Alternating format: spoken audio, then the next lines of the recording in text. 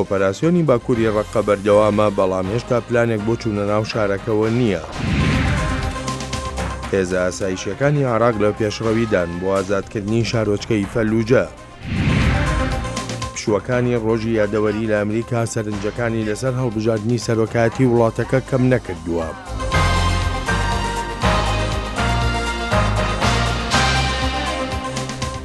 خۆشهاتنەوە بۆ کورد کۆنێکشنێکی نوێ لە واشنگتنەوە.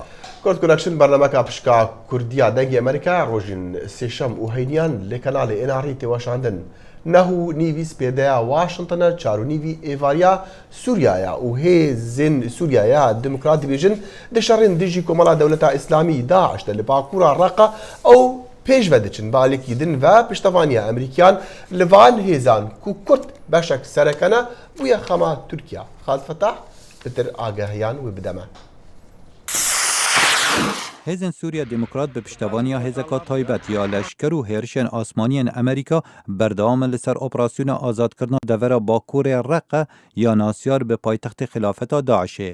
هەسەدê ئەوە لە مەها دەهی ساڵا 2015 هاتی دروستکردن دازانین هەتا نەهات çi nexşe بۆ ئازادکردنا bajêra ڕەقە نەهاتینە داڕێشتن لێ هێزên hevbeş pêşveçûna li gundewarê ڕەقە pêktînin. المعركة وصلت تقريبا شرب 8 كيلومتر بشتي تخوبي عيني ساعتين كرن وبيترج هفته جند ودفري يهاتنا آزاد كرن وهيزنا بيمانيا أمريكا لحمو خالين بروكين شر آمادنا أول سر عرض وعزمان بشتاري شرادكن. هيزن سوريا ديمقراط يا پرنجات پرانيا و جكردان پێکدت و هفکاریا ئەمریکا دگەلوان یەبوویە جهێ نیگەرانیا ترکیە. سەرۆکۆمارê Tirkiye li demê seredana Amedê û piştî belavbûna wêneyên serbazên Emerîkî bi logoyên hêzên parastina gel rexne û nîgeraniya Tirkiye derbarê siyaseta Emerîka digel Kurdên Sûriye diyar kir.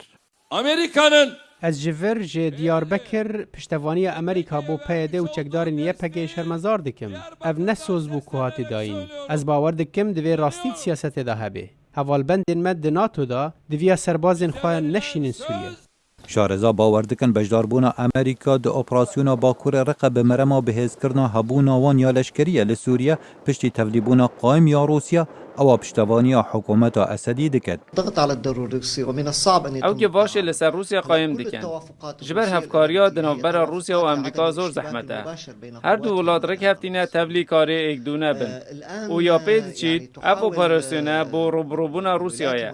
Sengiya li ser çekdarên Daişê li Reqe û deverên dî eger bû xurdbûna şeran li gundewarê Bakurê Helebê ku firûkên hevpeymanan birêberatiya Emerîka û hêzên YPG û Tirkiya lê devereka bi dirêjahiya 25 heta 55 kilometran şerê çekdarên Daişê dikin wed eger da 6000 medenî naçar bûn berew kantûna Efrînê birevin. Alûziyên hevpeymaniyên aliyên şerê navxuyê Sûriye asteng xistine ber prosa aştiya Cinev ku serokê şandê danûstandinên opozisyonê Mehmed Eloş dest ji erkê xwe berda û civaka nêfnetewî bi bêşiyanî gunehbar kir di peydakirina çareseriyeka siyasî bo Sûriye.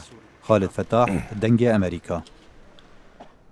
بەپێی ئەو دیمەنە ڤیدیۆیانەش کە بڵاوبوونەتەوە کارمەندانی فریاگوزاری خەریکی دەرهێنانەوەی منداڵێکن لە ناو داروپەردووی خانوویەکدا لە شاری ئێدڵب وەک دەگوترێ پاش بردومانێکی رووسیا. لەو بردومانەدا بەلانی کەم 23 کەس کوژراون و بە قورسترین بردومانیشدان راوە لە وەتای ئاگربەستەکەی مانگی دووەوە. ڕێکخراوی سووریایی بۆ چاودێری مافەکانی مرۆڤ دەڵێ چەند شوێنێک لە شارەکەدا بردومان کراون و یەکێکیان نەخۆشخانەیەک بۆ دەشڵێت پێدەچێت ژمارەی کوژراوەکان بەرزتر ببنەوە. کارمەندانی فریاگوزاری بەردەوامن لە گەڕان بە شوێن خەڵکی تردا لە ناو داروپەردووی پاش بردومانەکان. هەر لە سووریا و دانیشتوانی شارەکانی ڕەقا دێرزور مارە زێدی خۆیان جێدەێڵن بەرەو شاری عەفرین بەوەی ئەو شەڕانەی لەگەڵ ڕێکخراوە تێرۆریستیەکەی دەوڵەتی ئیسلامیدا هەن. ئەمینە مستۆ پەیامنەری دەنگی ئەمریکا زانیاری زیاتری لەلایە. ji herê min dibin kontrola rêxistina Daişê da. Hemwelatiyên Sûrî careke din koçber dibin. Li ser çeperê asayişê navbera Ezaz û Efrînê. Bi hezaran rojane welatiyên Sûriye derbasî Efrînê dibin. Nedixwastin biaxivin û ji kemîrayê diravin. Em ji mala xwe koçber bûyn bi sedema dûrpêçkirinê û Daeş. Daeşa ku zorî li xelkî dikin û wan dikujin. Ta ku xelek ji hemî tiştekî tora bûn. Vija ez ê biçim Tirkiyê. پرانیا وان جی پارێزگەها ڕەقێ و دێرە زۆرێنە هەروەها من بێج باب و درژن ji bajarokê Marê ji ber şerê navbera Daeş û opozîsyonê berba Efrînê tê. Ji ber borçîbûnê û kuştinê derabin.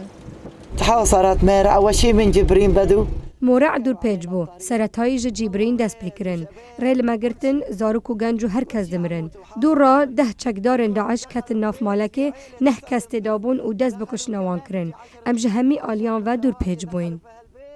Li gûrî rê vebiriya asayîşê tevî kêm derfetin herêmê ew mecbûr dimînin pêşwaziya penaberan bikin. Hejmarek ji wan di Efrînê ra derbasî herêmen dibin kontrola rejîmê da dibin. زیکی حرود 3-4 ملت جیولی عزازی درباز کانتون عفرین دبن همجی به که اسایش مجبور دبن هم وی ملتی هم روی کارو بکن درباز عفرین کن تفتیشی خواب بکن هم نکن ریکی سروان بگیرن راقش حتی دیر زوره گیف داری را درباز دبن ای هیا داری عفرین داری مخیمی ایچی عفرین ای هیا داری یولی ادلبه یونه هزاران همولاتین سوریه جرقش دیر زوره جماره جعزازه و جهن دبرندن بر خاددن عفرینه امین مستو دنگ امریکا عفرین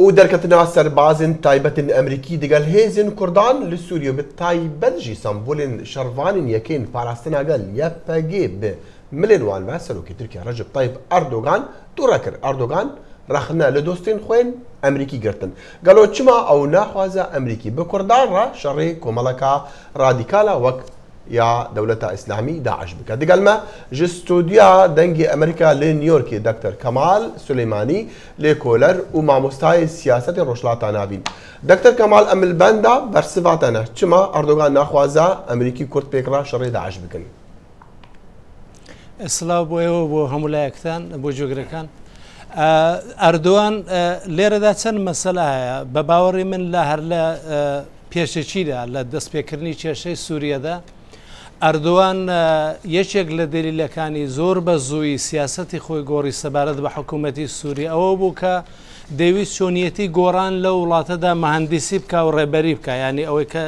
و بەشێکی زۆر یان گرنگترین مەسەلە بە باوەڕی من لە گۆڕانی سیاسەتی تورکیای سەبارەت بە سووریایدا مەسەلەی کورد بوو.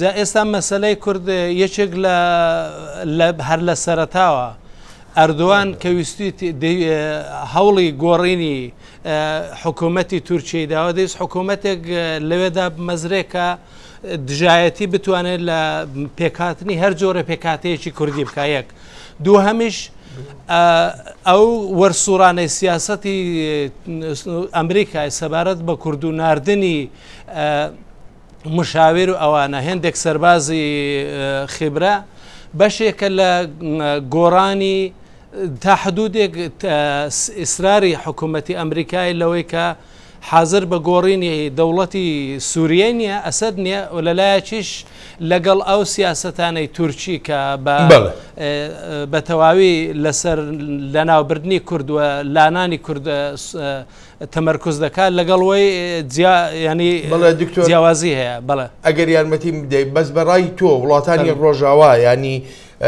دەتوانن دەستبەرداری تورکیا بن لە هەلومەرجێکی ئاوادا ئەگەر بێت و ئەردۆغان سوور بێت لەسەر ئەو داوایی خۆی ئەمن لەسەرەوە باوەڕێنیمەوە بەو مانایە کە ئەوانە دەستبەردارن لە تورکیای بەڵام ماناکەی ئەوەیە کە ئەوانە ناتوانن لەگەڵ ئەردوانی هاوڕێ بن و لەسرە و گەیشتنە سەر و قەناعەتی ئەگەر بێت و بە پێی ئەو جۆرەی ئەردوان دەیەوێ بچنە پێشێ وەزعەکە لەوێ درێژەی دەبێ و شتەکە زۆرتر لە قازانجی گروپە ڕادیکاڵانەدایە چونکە ئەردوان هیچ شتێکی کەمتر لە گۆڕینی حکوومەتی سووریە و لەوەی کە کورد بە هیچ شتێک نەگا کەمتر لەوەی ناوێت.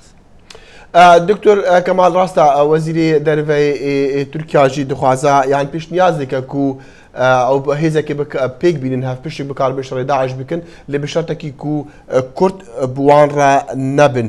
ئەوەی معنای دەدا و ئەمریکی ئەمزانن سەربازی خۆ ناشینن نە عێراقی نە سووریا وێ معنای دەدا و ترک ئامادەنە سەربازا بهێنیرن وی شەڕی دناو سووریەدا.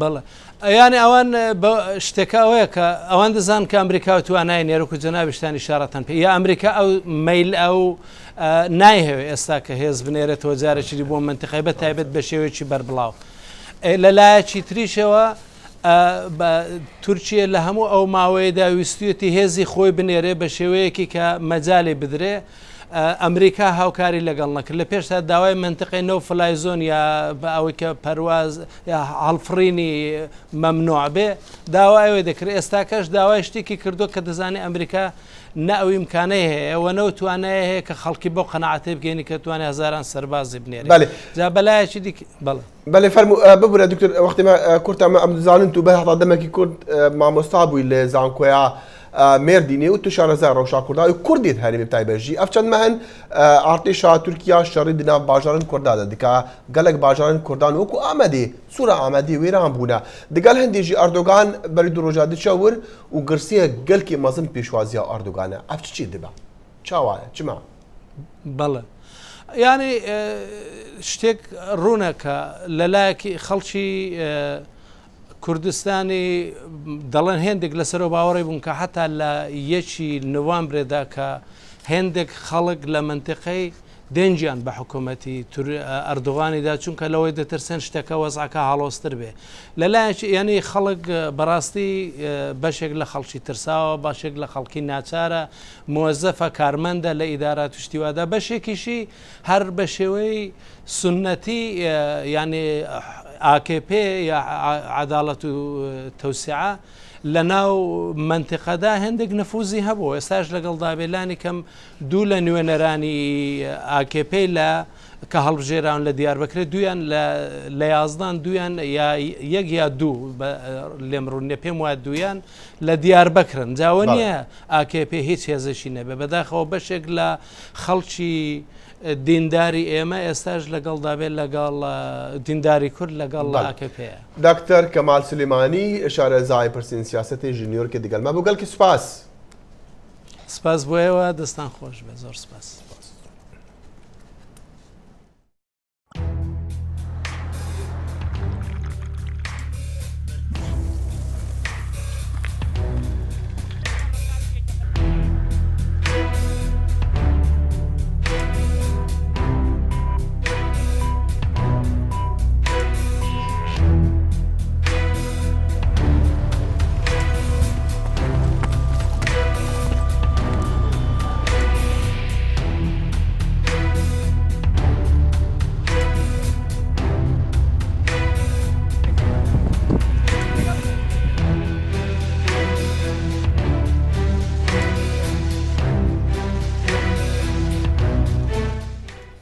شەڕەکان بەردەوامن بۆ ڕزگارکردنی شارۆچکەی فەلوجە لە پارێزگای ئەنبار لە ڕۆژاوای عێراق.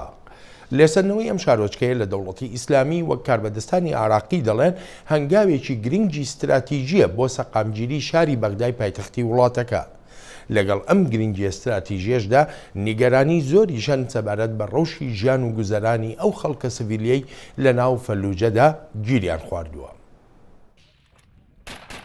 هێزە تایبەتەکانی عێراق بە پشتیوانی هێرشە ئاسمانیەکانی هاوپەیمانانی بەسەرکردایەتی وڵاتە یەکگرتووەکانی ئەمریکا دەستیان کردووە بە قۆناغی دووەمی ئازادکردنی شارۆچکەی فەلوجە و وەک سەرکردە لەشکریەکان باسی دەکەن ئەم ئۆپەراسیۆنە لە سێ بەرەوەیە. هێزەکانی دژە تیرۆر شان بەشانی هێزە چەکدارەکان و پۆلیسی ئەنبار دەستیان کردووە بە هێرشەکان بۆ سەر شاری فەلوجە.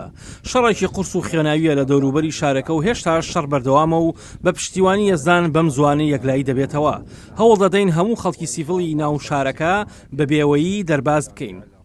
کاربەدەستانی حکوومەتی عێراق و هەروەها ڕێکخراوە کۆمەکارەکان و هایان مەزەندە کردووە هێشتاش زیاتر لە 50,000 خەڵکی سیڤیل لە ناو فەلوجەدا گیریان خواردووە. ئەمەش هەروادیە و نیگەرانیەکانی زیاتر کردوون سەبارەت بە چارەنووسی ئەوانەی لە فەلوجەدا ماونەتەوە.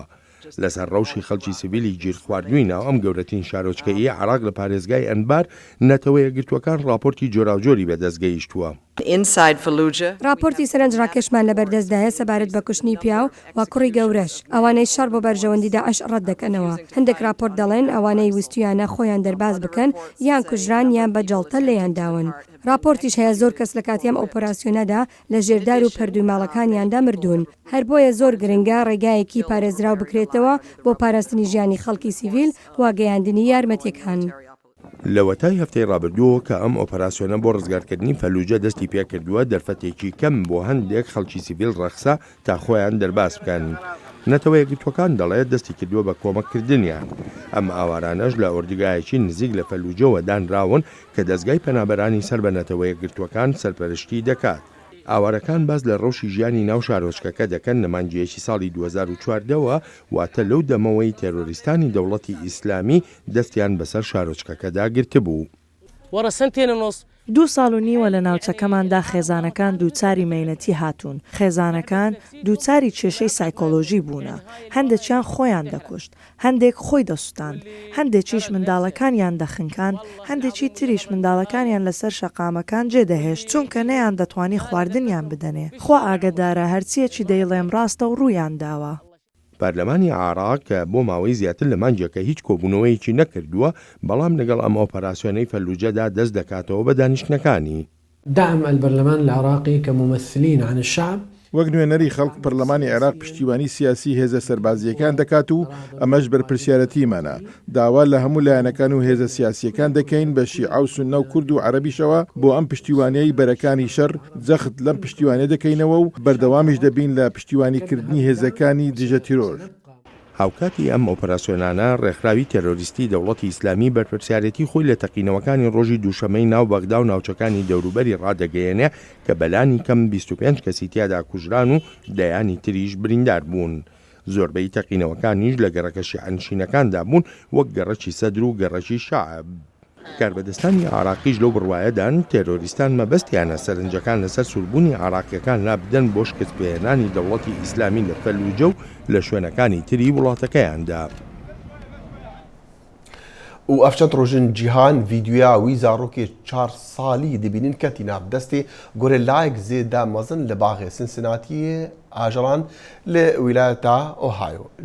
ji bo rizgarkirina wî zarokî karbidest ne çar bûn gorêla bikujin. Zarokî xwe ji astangan derbas kir û ket cihê gorêlayê bo demê 10 deqîqeyan. Niha bawerên cuda peydabûne li hember kuştina wî heywanî hene dibêjin tiviya dayîk û babên wî zarokî berpirsiyar bin. Karbidestên baxê ajalan dibêjin biryara wan rast bû û di cihê xwe dabû. Dayîk û babên zarokî dibêjin rewşa wî baş e. ئەفرانگە گۆرێلا لە دارستانên ئەفریقا تێن دیتن و لە 20 ساڵên بۆری پتر ژنیڤەکاوان ji ber nexweşiyan mirine. پشووی ڕۆژی یادەوەری لە وڵاتە یەکگرتوەکانی ئەمریکا نەبووە مای لادانی سەرنجەکانی هاوڵاتیانی ئەمریکایی لەسەر پرسی هەڵبژاردننی سەرۆکایەتی و وڵاتەکە کە ڕۆژانە بابەتی جۆراوجۆری تیادا دێنە ئاراوە. ساڵح دەمیجار پێداچوونەوەیەکی بۆ کردوین. دمەها چەلەدا دۆنالد ترامپ یەک ji hevderek berên komarî bû û dîmen hîn nezalal bû. Di demekêda Hillary Clinton li pêş tenê durek berên xweyên demokrat bû. Hefteya borî Trump bi awakî fermî berbijariya komarî bi dest xist.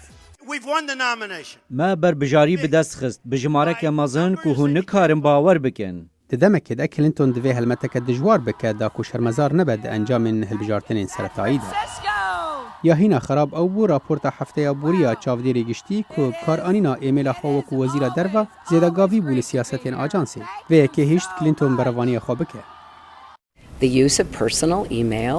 بکارانینا ایمیلا کسایتی ji aliyê wezîrên diniyên derve dihat bikaranîn û yasa nezelal bû heta ku min dest ji posta xwe berda. û wek min gelek car gotî eger min carek din ev kara kirba ez de bi awayekê din kem. من li Hîlarî temaşe kir. Ez dibêjim Hîlariya xwar. Ew xwara direwan dike, pir direwan dike. Cihê xemgîniyê xelkîn û biryarên wê xerab in. Trump di heman demê de erê kir û piştra red kir pêşniyareka gotûbêjê li gel li rikberê Clinton Bernie Sanders. Tiştiyê bihîvî me bibe ez ê wek berbijarê demokrat bo serokatiya Amerîka li dijî Trump bim û eger ez wiha bikim em ê wî têk bidin û bi awayekî xurt jî. Têkbirina Trump xaleke hevbeş e di navbera Sanders û Clinton de. The stakes could not be higher. Em gehiştîne astê metirsîdar. Çi rênîne ku em bihêlin Donald Trump her nêzîkî kuşkaspî bibe. Li gel dijberiya berdewama Clinton û Sanders Partiya Demokrat li dor kesî ji wan nebûye yek. د دەمەکێدا کۆماری هێنیشانان دیار دکن ئەوێ دۆر ترامپن کۆ راپرسینên سەرەتایی دیار دکن ئەو لەگەل کلینتۆن یەکسانە ئانجی هەنێکی لە پێشە. Ez di rapirsinan li pêşim. Em niha hema her car li pêşîn. Hûn vê bawer dikin ew tiştekî mezin e. سێشەما بێ وەرزە هەڵبژارتنên سەرەتایی bi dawî tê dema wîlayeta herî mezin Kalîforniya û hinên din biryara xwe didin. Salih Demîcer dengê Amerîka. دانیشتوانی ناوچە دوورنشینەکان هیستانی تەکساس هێشتاش چاوەڕوانی لە فاوی زیاترن لەو ڕووبارەی 2 ساڵ بەر لە ئێستا وشکی کردبوو. کەشناسان لەو بڕوایەدان ڕووباری برازۆس بەرز دەبێتەوە بۆ ئاستی 53 پێ لە ناوچەی فۆرت بێن واتە 3 پێ زیاتر لەو تۆماری ئەم ڕووبارە لە ساڵی 1994 هەی بووە کە ئەو کات بووە مایی زیانێکی زۆر. لە ئێستاشدا ڕووبەرێکی زۆری ئەم ناوچەیە کەوتۆتە ژێر ئاوەوە. وتەڤیک و هاوینێ دەستپێکریە و پێلێن دەریایە ئارام بوونە لێ قایەغن قاچاغن پەنابەران نخۆی دەریای دەبن لە چەند ڕۆژین دەرباز بووی 700 پەنابەر خەندقینە دە هەوڵا خۆگەهاندنە ئەردی پێشەردا و نۆبەدارین دەف ئاوانین ئیتالیژی بە هەزاران جواناژی ڕزگارکردنە. دوی هفته گەمیەکە ئیتالیا هێزن دەریایی بە سەدان پەناخواز گەهاندنە باشوورە ئیتالیا لە بەندەرە ریجۆ کەلابریا. vê gemiyê her wiha termên 45 kesên di vê rewîteyê da jiyana xwe ji dest da digel xwe anîn. Piraniya kesên ku li vê gemiyê hatî rizgarkirin ji bo alîkariya saxlemiyê dem û dest çûn devkar bi destên hawarçûnê. مەکاری بۆ ئالیکاریên ساغلەمیê bidin penaberan bi alîkariya diktorên hêzên deryayî. Her wisa me cil û berg dane ew kesên ku cilên xwe ji dest dayîn û dîsan me xwarinên germ dan wan. Netewên yekbûyî pesna Îtalya kir ji bo karê wan yê berfireh ya rizgarkirina xelkî. The Italian Navy has been doing a fantastic job. Hêzên deryayên İtalya karekê gelek hêja kiriye. Wan bez vê heftiyê 14,000 kes rizgar kirîne. Lê mixabin çendan ji wana jiyana xwe ji dest daye û di sê bin avbûna gemiyan da em bawerî nêzîkî 700 kesan jiyana xwe ji dest daye yan jî winda bûne. Karbidest dibêjin piraniya kesên di vê gemiya bin avbûyî da ji herêma jêr Saharan Efrîqa bûn. Yên rizgarbûyî dibêjin qaçaxçiyên gemî kontrol dikirin hewl nedidan wan kesên ku di xendiqîn rizgar bikin. Wa diyare li şeva çarşemê gemiyeka masîgir û belemek ji derveyê Libya beref Ewropa ketin. Gemiya masîgir nêzîkî 500 nefer hebûn û belem jî dîvxwe dikêşe wê jî nêzîkî 400 kes têde bûn. Spêda roja pênşemê belema bê motor bin avket bes hindek kesan karî xwe bigehînin gemiya mezintir. Paşantaya navgera belemê û gemiya mezin hat birîn û belem bi temamî bin avket. Desthilatdarên Îtalî çar qaçaxçî girtin li nav wan zelamekê Sûdanî ku gemiya mezin kontrol dikir û emir ji xelkî kir taya nêvbera gemiyê û belemê bibirin. Li gora Ajansa Penaberan ya Netewên Yekbûyî nêzîkî 200,000 kes li vê salê derbazî deryaya spî bûyne û berî trajîdiyê vê dimahiyê 1700 kes bezir bûn an jî jiyana xwe ji dest dan. Herêz xendan dengê Amerîka. چایخانەیەک هەیە لە باشووری شارۆچکەی قەرەتەپە نزیک لە ڕیزەچیای حەمرین یەکێکە لەو شوێنانەی وەک دڵشادەنوەر پەیامنەری دەنگی ئەمریکا دەڵێ تێرۆریستانی دەوڵەتی ئیسلامی هەوڵی تەقانەوەی داوە. بۆچی؟ وەڵامی ئەم پرسیارە لەم راپۆرتەدایە. چایخانەی مراحلین کە دەکەوێتە خوارووی شارۆچکەی قەرەتەپە و نزیک زنجیرەچیای حەمرین یەکێکە لەو جێگانەی چەندین جار داعش هەوڵی تەقانەوەی داوە. چونکە ئەوانەی لەو چایخانەدا دادەنیشن زۆربەیان شیعە و کوردن بەڵام هەوڵەکانی ئەو ڕێکخراوە بۆ تەقانەوەی شکستی هێناوە. داعش هات لێرە سێرات لێرە سێکە تەقی قومبلات لە ژوور دان لە دەنگەکە تەقی نەکردیە چەخانەی خەڵباڵغ بوو ئەگە تەقی بوو هەمووی ئەمرین. دوا هەوڵی داعش بۆ تەقانەوەی چایخانەکە ناردنی کەسێکی شیشانی بوو بە ناوی حور جعفەر. بەڵام پێشوەخت بە برینداری کەوتە دەست هێزە ئەمنیەکانی هەرێم و ئێستا لە هەرێم دەست بەسەرە.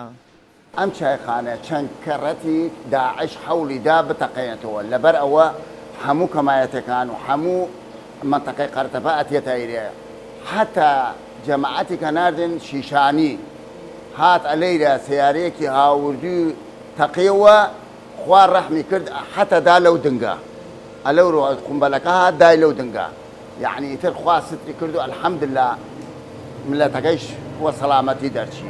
زۆربەی ئەوانەی لە نێو چایخانەکەدا دادەنیشن بە ڕوخساریانەوە دیارە کە کێشمەکێش و ملولانیە تایفیەکان ماندووی کردوون. هەروەک چایخانەکەش کە شیعە مەزهەبێکی تورکمانە وەکو تەحەدایەک بۆ داعش وێنەی سەرکردە کوردەکانی هەڵواسیوە.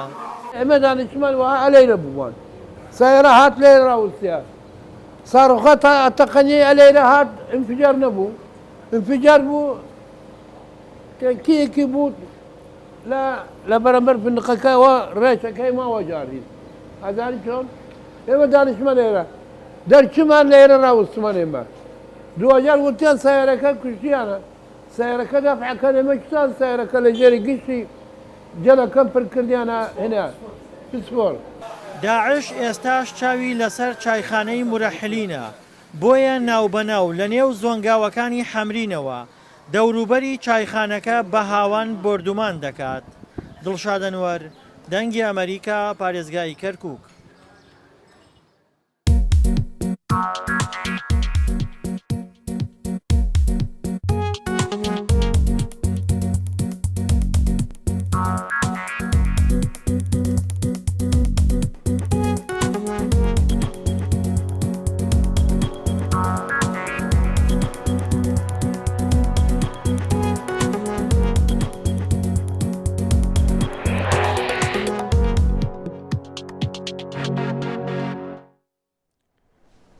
لە داوی جارێکە دیانڤگەرن ئەمریکا دۆ ئەمریکیان بیرەوەریا سەربازین خوا کرد و ژیانەخوا کردنا قوربانی وڵاتی ئەف ڕۆژێک نیشتیمانیە پتر ئەمریکی سەردانا گۆڕێن وان سەربازان دکن لە گۆڕستانە نیشتیمانی لە واشنگتن.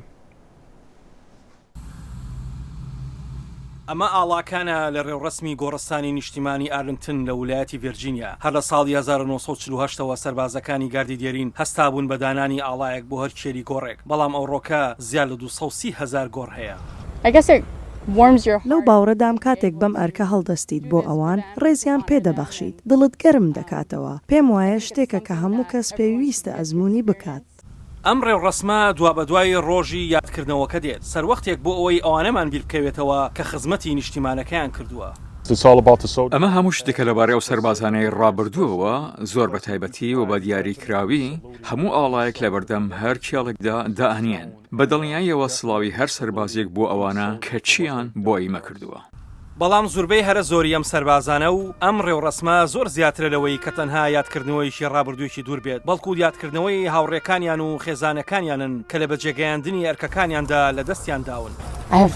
لەم گۆڕستانە هاوڕێیانم هەن لەم گۆڕستانە سەرکردەکانم هاوڕێیانی جەنگ ئەوانەی کە هەلە سەرەتای ڕاهێنەکانمەوە لەگەڵمدا بوون لێرەدا بە خاک سپێردراون. ئیتر ئێرە بۆ من ئەو شوێنەیە کە دەتوانم ئاڵایەک لەسەر گۆڕی ئەواندا بنێم بۆ ئەو شەرفمەندیە گەورەیە ئەو شانازیە لەبەر ئەوەی بەلای منەوە ئەوان ڕۆحی خۆیان کردە قوربانی. زیاتر لە 1000 سەرباز بێ گۆدانە هەوای گەرمی ئەمڕۆ دەکارن ئەرکی دانانی ئاڵاکان تەواو بکەن. سەرۆک ئۆباما وەک ئەرکی هەموو سەرۆکەکانی پێشخۆی ئامادەی ئەم ڕێوڕسمە بوو لە پێناو شانازیکردن و بەخشینەوەی ڕێز و نەوازش بە جەنگاوەرە دێرینەکانی نیشتیمان. لە کۆتایی ڕێوڕسمەکەدا پاسەوانەکان لە گۆڕستانی سەربازی ون شوێنەکانیان دەگۆڕن لەم زەمینە پیرۆزە و لەم شوێنە پیرۆزەدا. ئەو هاوڕێ خێزانانەی کە هاتوون بۆ یادکردنەوەی ئەوانەی کە ئیتر جارێکی دیکە نیان بیننەوە ئەمە شێوازێکە بۆ ئەوی بڵێن ماڵەوە زۆر سپاس بۆ قوربانیانەی کە خۆشەویستانی ئێوە بەخشیان ماڵەوە ماڵەوە. ئاسۆ جەبار دەنگی ئەمریکا. دەخی لە ڕۆژی یادەوەریدا یەکێ لە شتە سەرنجڕاکێشەکانیش ئەوەیە کە لە سەرانسەری وڵاتە یەکگرتووەکانی ئەمریکا بە ماتۆرسواری جەنگاوەرە دێرینەکان دێنە واشنگتن و دیمەنی هەرە جوانیش لەوەدا کاتێ دەچنە شوێنی یادەوەریەکە بە تایبەتی لەگەڵ ناوی ئەوانەی کە خۆیان کردوێتە قوربانی بۆ بەهاکانی ئەمریکا دەکەونە لێدوان یعنی تەنانەت جگەرە بۆ یەکتریش دادەگرسێنن بە پەیوەندیەکی ڕۆحی ئاواوە. سوال بوونا ماتۆرسیکلان شتێکی سەرنجڕاکێشە لە بیرەوەریە وێژ چەندێکی ئەم تینە داویا بەرنامە کورت کردەکشن هەقا دەگەینەیەک هەر شاد و بەختەوەر بن و خدا حافیز هەر شاد بە.